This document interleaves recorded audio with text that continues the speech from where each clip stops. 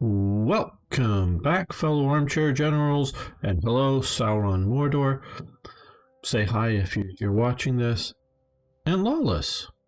Haven't said hi to you in a long time either. If you're still watching, I don't know. Say hi back. It'd be cool. Yes, we are continuing with our fast playthrough of Hearts of Iron 3. I had to think for a moment which 3 or 4. Black Ice. And let's get into this. And if you haven't already, please subscribe to the channel. And of course, you can like the video, post comments, say hi. Okay, closed hangar, safety procedures. Fans, let's presume that's under carrier.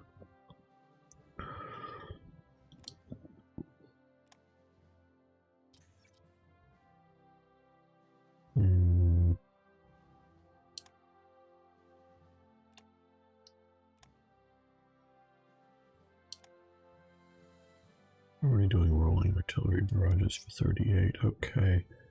Well, we could do Whoops. Command structure or core command structure. Yes, you may have energy fitment.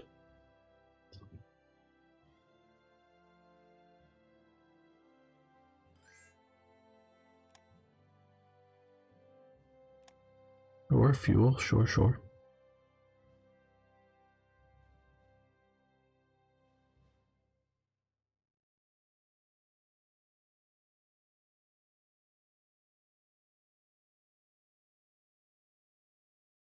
Okay, we could use more rare materials. We're getting close to the edge there. And the Soviet Union seems to be a reliable source.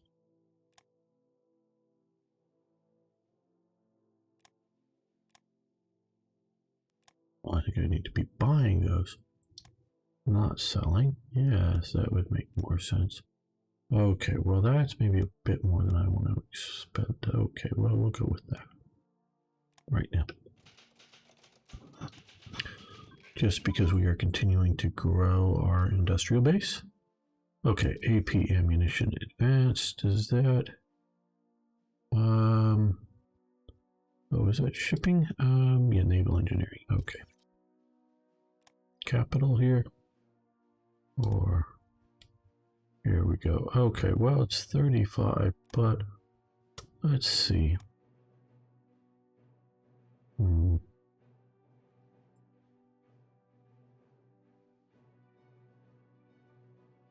know how many cruisers I'm going to later put into commission, but we could do that. Ground attack. Focus advance. How to attack the ground. Evil ground that all of us are forced to walk upon.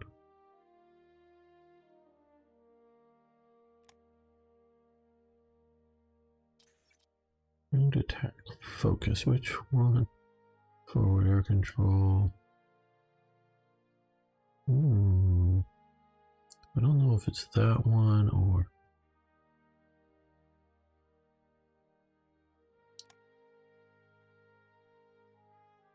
Sometimes I have to look around for these things for longer than I like. It should be...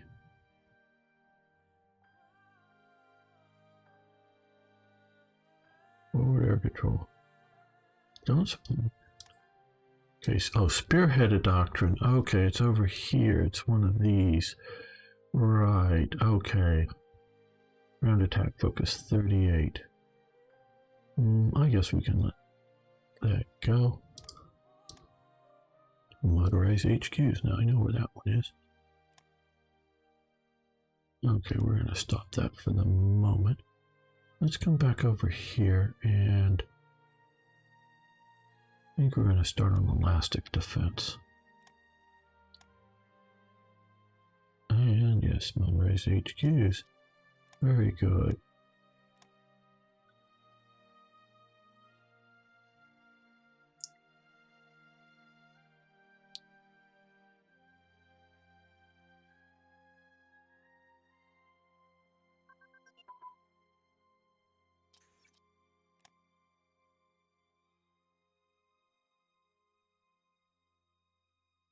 And we'll let damage control continue. And the HMS Ark Royal is launched.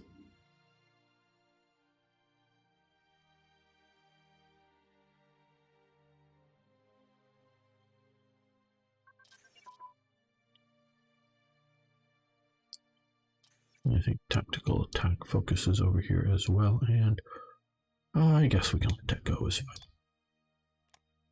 And Totenkopf Standarten creation. I'm not going to go into a long thing with all of this, but it's sort of brought up by an author, and people were sort of bringing up the idea of the Waffen SS.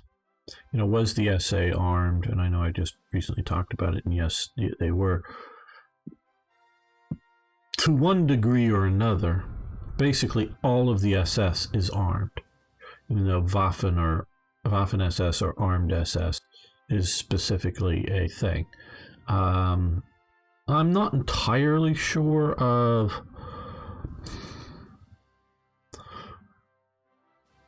all of the reason, and someone may know this, but don't just presume because you're a modern German native speaker it's the way whatever. Because my Swiss German friend, has typed various things or said various things in both Swiss German and German, or High German, or German or whatever you want to say it. And I do know back at this period is when you're forming modern German languages. Gleichung, I'm butchering it. I know I have to have some of the stuff sort of in front of me to remind me. But making everything the same really starts under the Nazis. It continues to this day. The idea of a single coherent dictionary for all of Germany. Those kind of things. Not everything the Nazis did was evil. It doesn't excuse or justify their evilness. No, it's just not everything they did was evil. And, Waffen SS is... Why is it called that? I'm not absolutely certain, as in the armed SS. Maybe to keep it sort of, oh yeah, the SS, no one's presuming they're armed, though they often carry pistols and things. But a lot of times you see them at the parades and all the big stuff, they're like grabbing each other's belts and, creating a human chain to sort of hold back the crowds. And so those people aren't armed. But, and in the early days, they know, Leibstandart, Adolf Hitler, the bodyguard unit, of course, is armed. And the SA that are guarding the one monument in Munich, I think it was, they're doing, the guard duty, carrying a rifle, marching around, just presumably empty rifle, but doing guard duty in this. But you have to keep in mind the bargain Hitler tacitly makes, if not explicitly face-to-face to some generals, for the army to support him. They would support him if he eliminates the idea that the SA is going to replace the army. Okay. So what are you going to call a military SS unit? Because Totenkopf Standarten, which is a thing. There's standards, Standarten plural, but Standarten or standards individually around Germany. Some of them, I believe, not really sure, but these are the same groups of people that are doing the under Theodor Eicke, who's in charge of the Totenkopf Standarten, are running the concentration camps. I don't know whether Standarten, a particular Standarten, is specifically a group of concentration camp guards or not. I don't know that at this point. But we do know, I do know from stuff that Totenkopf Standarten are deployed to places like Poland in the very early days of Germany coming in. Not so much to my knowledge as any sort of frontline or combat action troops, but immediate security. And now, of course, very quickly they start doing other very, very bad things too. Though I don't think they were the primary, it was more the Einsatzgruppen and the Sonderkommandos. Now, the individual personnels were, to the best of my knowledge, were bouncing around between these different organizations. But I think they're trying to, you know, because you can see all these guys here, I think they have a rifle, but they're definitely having ammo pouches for rifles. So all these guys are basically armed, but not, to the best of my knowledge, with heavy equipment, like artillery pieces, anti-tank guns. Maybe, I don't even think anti-tank rifles, probably some machine guns. Definitely things like rifles and pistols. So it's weird, and I'm not exactly sure, like I'm saying here, the Totenkost-Standarten versus other General Allgemein or General SS units versus the early days of the Waffen-SS. Because the Waffen-SS,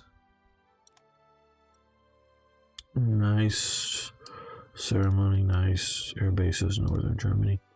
But like I say, I'm not going to keep going on about this too much, but okay.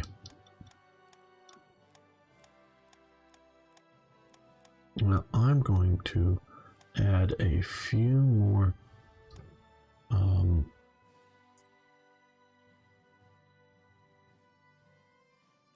factories here around to continue to expand. Let's just sort of stick them over here, away from likely bombing.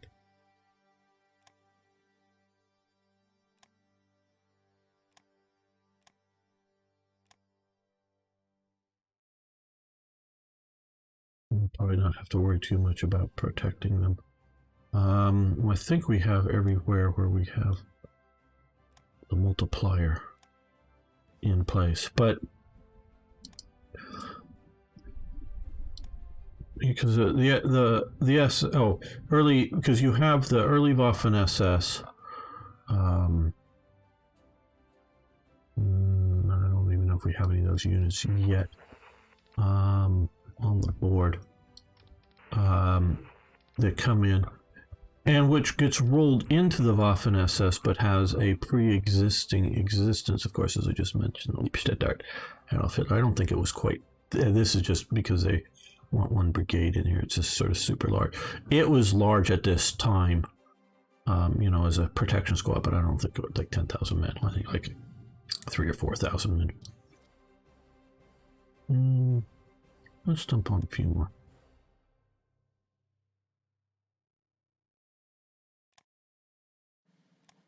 Okay, see, because I don't want to stick them somewhere where there isn't one already being built. Okay. Let's move all of these ships. I just saw so many ships already in production. Some fine, or I should even. Let's get to Gneisenau a little bit more up here.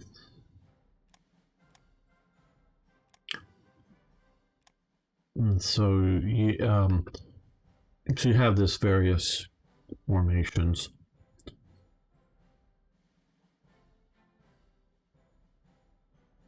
So yeah, now there's a lot of stuff we really still don't clearly know about. Now, some of it is just I don't clearly know, quite honestly. Some of it because I'm reading books and they're admitting they don't know, particularly I'm thinking of the SA, but even that doesn't mean it's unknowable, just no one may have dug in the archives for whatever it is just yet. And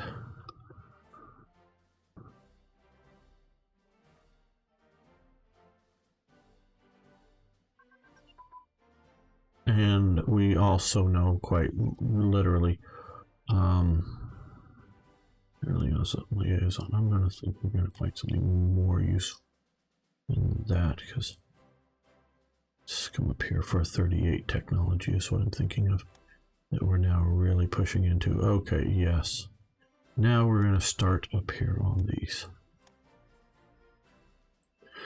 So many records are destroyed, but that's still, you know, for whatever reasons, bombing, just bonfires at the end of the war that various groups were just burning everything in Germany, you know, all just paperwork, just burning it to keep it out of the Allies and Soviets or whatever hands, gun position. And not even just because they think it's going to be used in a criminal case against them, as in often the case with the. Oh, yeah, that's right. We're going to do all of the moving things up here. I'm trying to hit some of the ones that are going to take longer. Earlier. Criminal case stuff against them, and there was definitely elements within the SS trying to do that. Either, you know, burning individual records just so they don't, you know who was in, who wasn't in, kind of thing, as well as what they may have done, but also just burning all kinds of records, and, you know, even very much so outside of Waffen-SS, just you know, can be anything just to make the conqueror's life, if you will, a little more difficult. I think would be a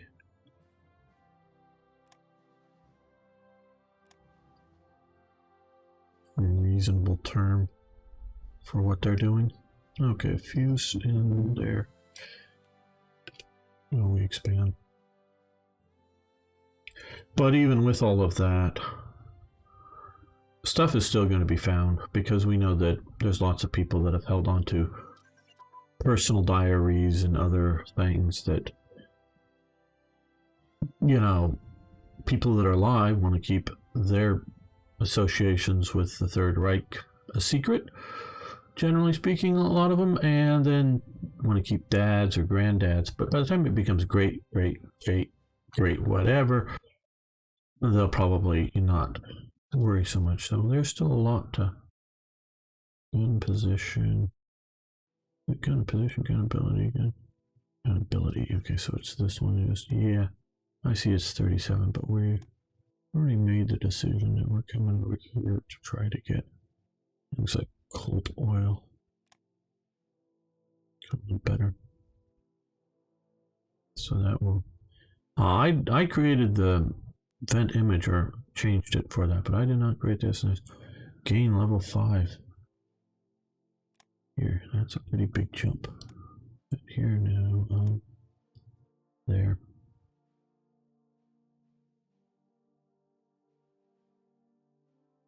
A lot of industry just jumped up there. Okay. We need more consumer goods for a while.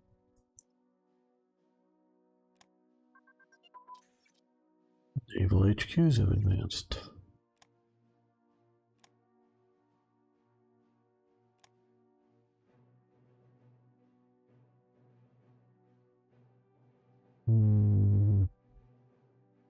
I guess steel production next, and naval strike tactics.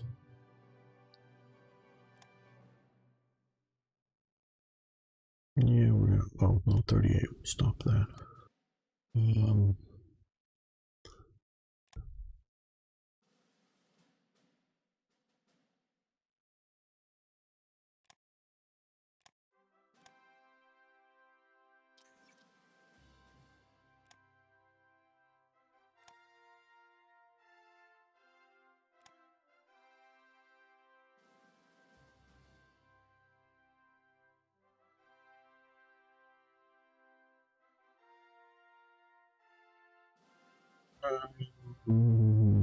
do this because it takes the longest to get that started. Okay, we also still have, okay, almost another whole point. Yeah, we'll do the agriculture, I guess. Get manpower going and some naval HQs on the map. Very good.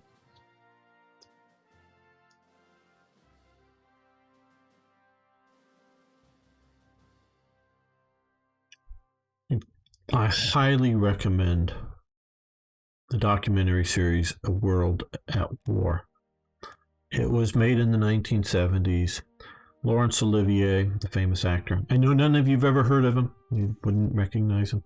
He's long since dead now, but he did the voiceover for it. I mean, you don't see him in it. He just did the voiceover. It is a most excellent documentary on World War II. Should I say I highly recommend it? No. Here's what I'm going to say. I will think very little of you if you don't go and watch it. Okay. Now you can claim that you've seen it sometime once long ago or whatever.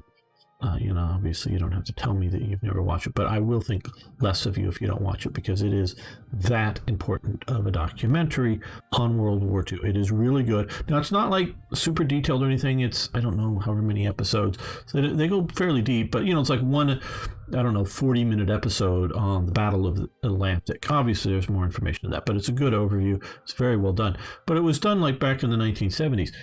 And as somebody recently had the ultra secrets, the Enigma machines come out, that they had broken. And I answered nope, because I know not. So, there's, I don't necessarily want to say bad history or wrong history, because it's not really that. But it's incomplete history and or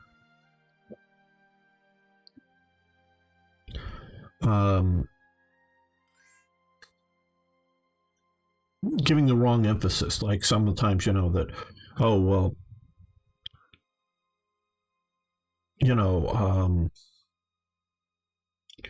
about, we just lost a bunch of income there. Decision-making processes, or what the Allies knew when they decided to do something or not do something.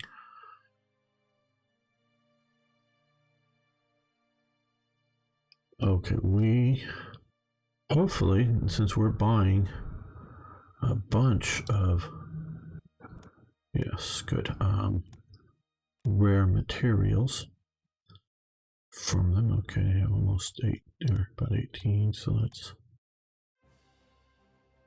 sell a bunch of supplies to them. Make up for a deficit and then some. So, but I mean, for that overall story, it's probably not a big deal that you sort of get the cover explanations for things and not knowing that Ultra was part of the decision making. And so, that changes everybody's view of World War II. Because, when Montgomery is writing his book after World War II, he knew about Ultra. He couldn't say it in his book. But through the rest of his lifetime. Military police advance. So he can't, come clean, if, as it were, about that. Like, oh, well, I knew that Rommel got such and such orders to withdraw or to whatever. He can't admit that in any of his writings because it wasn't allowed to be known.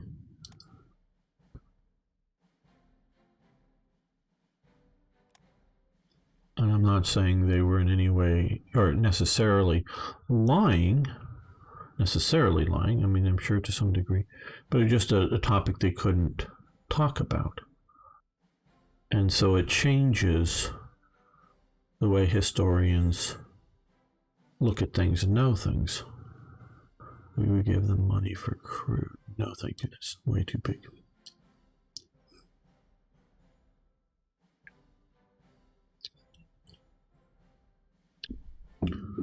I really don't know whether we're mostly, I think we're mostly in the green here and periodically in the red, but it seems that we're much more in the green when we're in the green and less in the red. So I think we're generally on the upswing of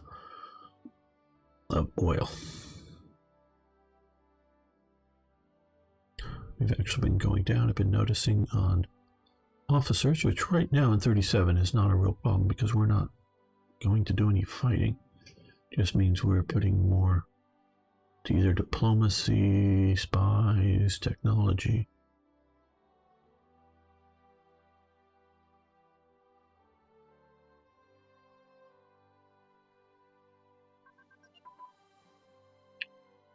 Infiltration tactics. I almost said inflation tactics, but no.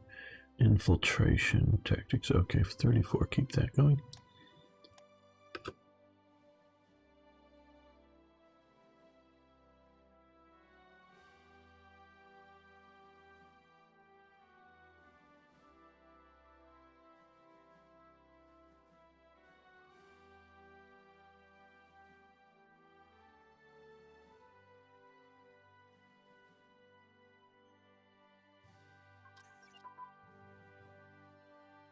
Small ship armament.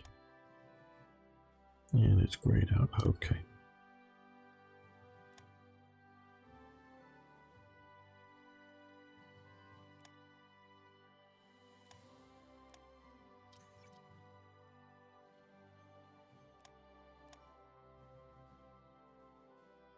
Okay, well, we now have a lot more resources. We got these coming through. I think we go to like what, 430, 450 in 37.